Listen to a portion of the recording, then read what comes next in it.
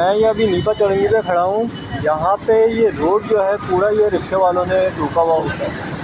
آپ یہ دیکھ سکتے ہیں پوری یہ روڈ روکا ہوتا ہے اور ان کی نمبر پلیٹیں بھی نہیں ہوتی. یہ بندے نے ابھی بنا دیکھے پیچھے جو ہے پوری کی ہے. اگر آپ دیکھیں گے اس کا لائسنس بھی نہیں بنا ہوگا. یہ جو آگے لڑکا کھڑا ہوا ہے اس کا لائسنس بھی نہیں بنا ہوگا. اس نے جو ہے بنا دیکھے جو ہے کیا ابھی اور فل اسپیڈ سے اس نے پیچھے کیا. اگر جو ہے پیچھے جو ہے میں چیختا نہیں یا لوگ نہیں چیختے تو میرا شاید یہ ٹانگ وغیرہ بھی ٹوٹ سکتی ہے. میں یہ بائک پر کھڑا ہوا ہوں اور یہ جو ہے یہ بندہ ہے اس شخص نے یہ چیز کی ہے.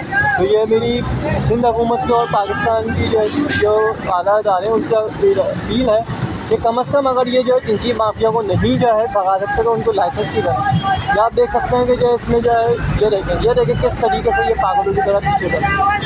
اسی شخص نے پہلے بھی یہ چیز کی ہے بنا دیکھے جن کے پاس لائسنس بھی نہیں ہوتا.